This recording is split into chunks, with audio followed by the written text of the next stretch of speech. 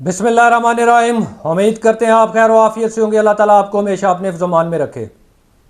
میرے پاس ریسنٹلی ایک میٹر آیا، ایک 14-15 سال کی بچی اچانک اپنے گھر سے غائب ہو گئی۔ گھر والوں کو کوئی علم نہیں تھا کہ کیا ہوا، کیسے ہوا اور کس طرح ہوا اور بچی گئی کہاں پر۔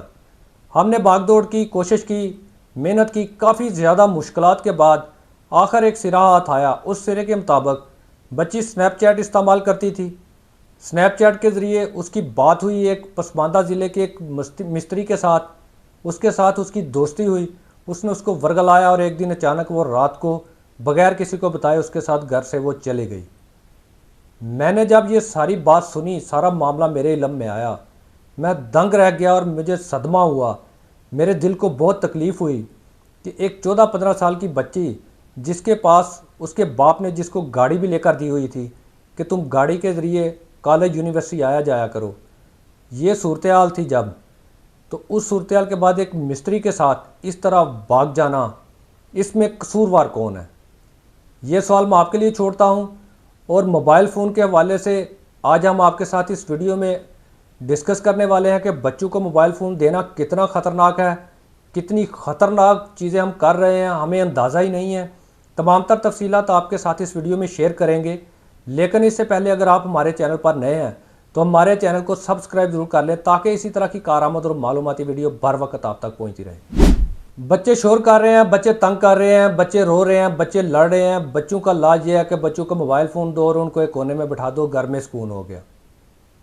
بڑا اچھا طریقہ ہے، بڑا اچھا نسخہ ہم نے جدید دور میں ڈھونڈ لیا ہے کہ ٹھیک ہے بھائی، بچہ ذرا سا روئے اس کو موبائل فون دو، ٹھیک ہے، سکون ہو گیا، 2-3-4 گھنٹے وہ سکون سے بیٹھا ہوا ہے، ہمیں کیا لگے وہ کیا کر رہا ہے فون میں، فون کا استعمال کیسے کر رہا ہے، کون سی گیمز یوز کر رہا ہے، کون سی چیٹس یوز کر رہا ہے، کون سی ایپس یوز کر رہا ہے، کوئی غرض نہیں ہمیں اس سے، بس ٹھیک ہے بچہ سکون میں ہے۔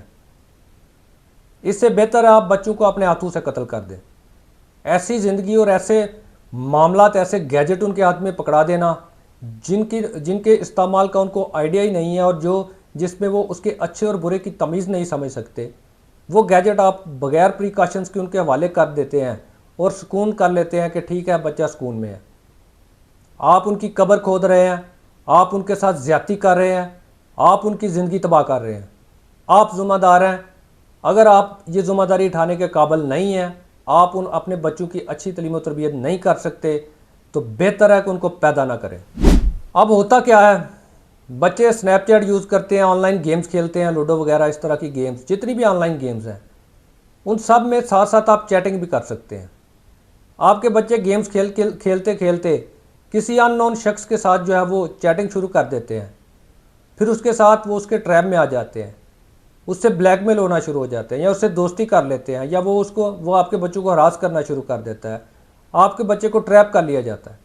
آپ کو علم ہی نہیں ہے کہ آپ کا بچہ کس حال سے گزر رہا ہے، اور آپ کو لگتا ہے کہ موبائل فون میں کچھ نہیں ہے، موبائل فون میں سم نہیں ہے، انٹرنیٹ کنیکٹ ہے، آن لائن گیمز ہیں، بس ٹھیک ہے وہ گیمز کھیل رہا اور کچھ نہیں کر رہا۔ آپ کو پتہ ہی نہیں ہے کہ گیمز کے ساتھ کتنی کباتے ہیں۔ میں نے جب یہ میٹر اس بچی کا جو آپ کے ساتھ شیئر کیا سنا، میرے دل کو شدید تکلیف پہنچی کہ آخر یہ چل کیا رہا ہے، آخر یہ ہو کیا رہا ہے، ہماری نئی نسل اور ہمارے والدین کر کیا رہے ہیں۔ اتنے لاپرواہ ہو گئے ہیں، اتنا ان کے پاس وقت نہیں ہے کہ اپنے بچوں کے اوپر نظر رکھ سکیں۔ خدا کے لیے اپنے بچوں کو موبائل فون بغیر احتیاطوں کے اور بغیر مانیٹرنگ کے دینا بند کر دیں۔ آپ کی سوچ بھی نہیں ہے، آپ جنریشن گیپ ہے آپ کے اور آپ کے بچوں کے درمیان، اس لیے یہ مسائل آ رہے ہیں۔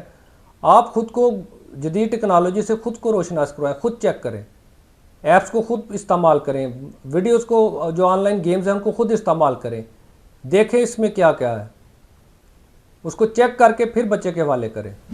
دوسرے نمبر پر، جب آپ کا بچہ موبائل فون یوز کرتا ہے آپ مسلسل اس کو واچ کریں، جو وہ گیمز کھیل رہا ہے، جو وہ ایپس یوز کر رہا ہے، مسلسل اس کی ہسٹری چیک کرتے رہا کریں، اس کو بتائیں کہ یہ برا ہے، یہ اچھا ہے، اس طرح ہوتا ہے۔ بچوں کے ساتھ دوستی کریں، بچوں کی جو آن لائن زندگی ہے اس کے اندر گھس جائیں، اس کے اندر رسائی حاصل کریں، مسلسل چیک اینڈ بیلنس رکھیں۔ بعد میں آپ پچھتاتے ہیں، پھر روتے ہیں، بچی کی جو والدہ ہے رو رو کے اس کا برا حال ہے، پھر کیا ہو جانا بعد میں رونے سے اور اپنے سر پر جوتے مارنے سے، کوئی فرق نہیں پڑنے والا۔ جو آپ نے تباہی اپنے بچے کے لیے کھڑی کی وہ اس میں گر گیا، وہ اس کا شکار ہو گیا، جو قبر آپ نے کھودی وہ اس میں گر گیا۔ بعد میں پچھتانے سے کچھ نہیں ہونا، کچھ بھی واپس نہیں آنے والا۔ ابھی وقت ہے, ابھی فیصلہ کریں, چیک اینڈ بیلنس رکھیں اپنے بچوں پر. موبائل فون کو بری چیز نہیں ہے, لیکن اس کا احتیاط, اس کا جو استعمال ہے وہ احتیاط سے کرنا. آپ نے اپنے بچوں کو آپ نے بتانا ہے کہ یہ جو ٹیکنالوجی ہے, جدید گیجٹس ہیں, اس کے برے نتائج بھی نکل سکتے ہیں, اچھے بھی نکل سکتے ہیں. آپ اس کو برا استعمال بھی کر سکتے ہیں, آپ اچھا بھی کر سکتے ہیں. اگر آپ اچھا استعمال کریں گے تو اس کے یہ فائدے ہیں.